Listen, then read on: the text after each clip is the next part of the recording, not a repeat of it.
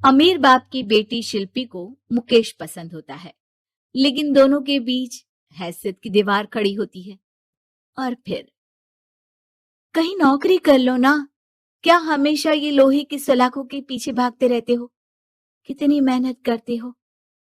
शिल्पी, नौकरी से कुछ नहीं होगा।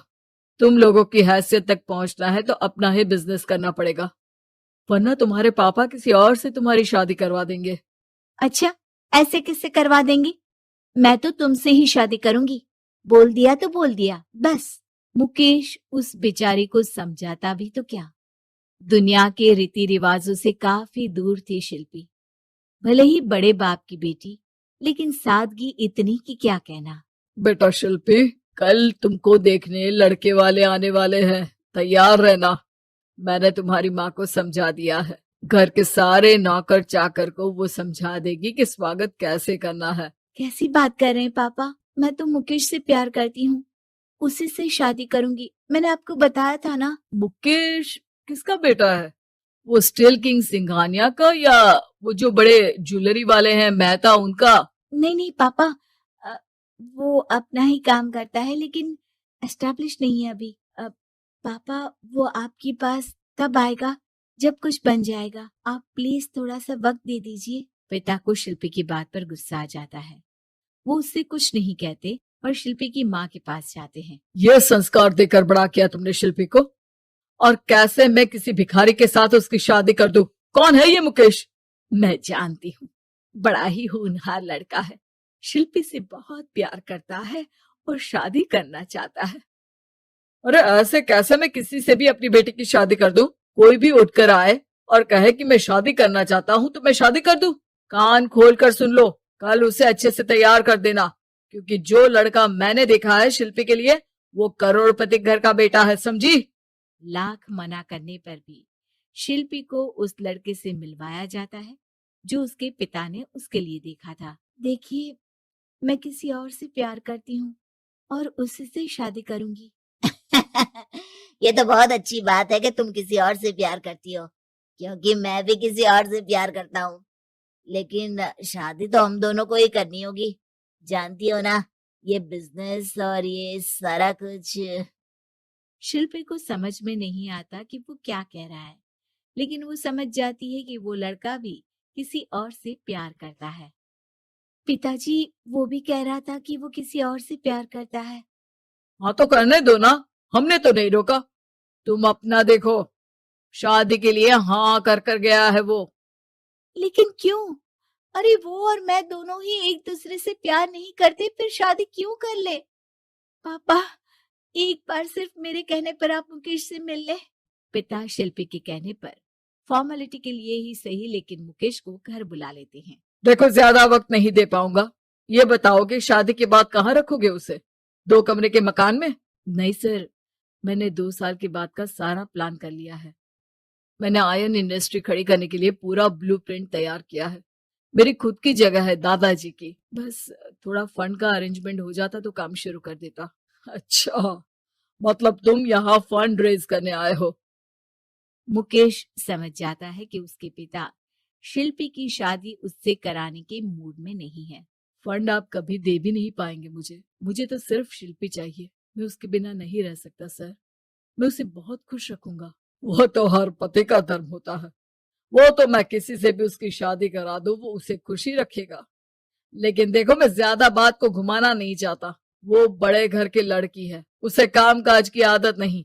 अभी वो समझ नहीं रही, लेकिन तुम तो समझो।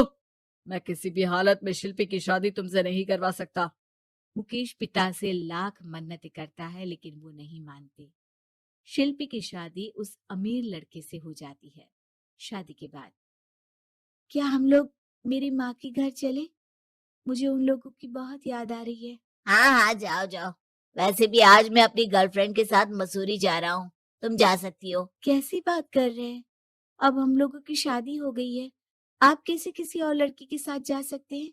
अरे मैंने तो तुम्हें शादी के पहले ही बता दिया था कि मेरी कुछ गर्लफ्रेंड्स है। अब प्लीज ये टिपिकल बीवी वाला रोना धोना शुरू मत कर देना। शिल्पी पिता के घर जाती है और माता पिता को सारी बात बता देती है। इतना गंदा इंसान निकलेगा, मैंने तो सोचा ही नहीं था। अरे क्यों कराई मेरी फूल जैसी बेटी की शादी ऐसे घर में? और तो क्या हो गया? शुरू शुरू में हर घर में ऐसा होता है, धीरे धीरे ठीक हो जाएगा। और वैसे भी उन लोगों के साथ हम लोगों की एक बड़ी डील फाइनल हुई है, समझी? उन लोगों से रिश्ता बनाकर रखो, तभी पैसों की बारिश होगी। पापा, अब समझ में आया कि आपने मेरे साथ ऐसा क्यों किया। मुकेश आपके सामने गिड़गिड़ा कर गया कि वो मुझे बहुत खुश रखेगा, लेकिन आपने मेरी शादी एक ऐसे लड़के से करा दी जो किसी और लड़की से प्यार करता है और शादी सिर्फ समझौते के लिए कर रहा है। पापा, मैं जा रही हूँ, लेकिन इस घर में कभी पैर भी नहीं रखूंगी। आपने मुझे सामान की तरह इस्तेमाल किया। माँ शिल्पी को बहुत रोकती है, लेकिन वो एक नहीं सुनती। कुछ समय बाद, शिल्पी, मुझे नहीं लग रहा कि अब हम दोनों के बीच ये शादी और रह पाएगी। मैं किसी और से शादी करना चाहता हूँ।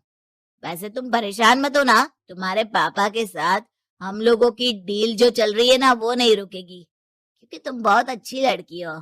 ठीक है, मैं जा रही हूँ, तलाक के पेपर में साइन करके। लेकिन एक शर्त है, मैं कहाँ गई ये बात मेरे पिता तक नहीं पहुंचनी चाहिए। शिल्पी घर छोड़कर चली जाती है। वो एक नौकरी करती है और अपना जीवन खुद संभालती है। लेकिन एक दिन, शिल्पी जी, आपसे मालिक मिलना चाहते हैं। अब मुझसे क्यों? शिल्पी मालिक के कमरे में जाती है, जहां सामने मुकेश होता है। अरे आपको देखकर बहुत खुशी हुई, बहुत बड़े आदमी बन गए। थैंक्स, पर तुम्हें नौकरी करने की क्या जरूरत पड़ गई? मैंने तो सोचा भी नहीं था कि तुम मेरी शिल्पी होगी। तभी वहां शिल्पी के पिता आ जाते हैं। शिल्पी, तुम्हारे बारे में माँ से पता चला। घर चलो बेटा, मुझे माफ कर दो। मुकेश, मैं यहाँ अपनी कंपनी के काम के लिए आया हूँ। तुम्हारी कंपनी की डील अगर हमें नहीं मिली तो हम बर्बाद हो जाएंगे। वैसे अब तुम चाहो तो शिल्पी की शादी मैं तुमसे कराने को तैयार हूँ। बस करिए पापा, ये क्या सौदा लगा रखा है आपने? जिस कंपनी से आपकी डील हो, अपनी बेटी की शादी उसी के घर करा देते हैं। शिल्पी मुकेश से माफी मांगती है और वहां से जाने लगती है कि मुकेश उसे रोक लेता है। रुको शिल्पी, ये सब कुछ तुम्हारे लिए है। ये कंपनी, ये नाम सिर्फ तुमसे शादी करने के लिए ही खड़ा किया था। मैं आज भी तुमसे बहुत प्यार करता हूँ।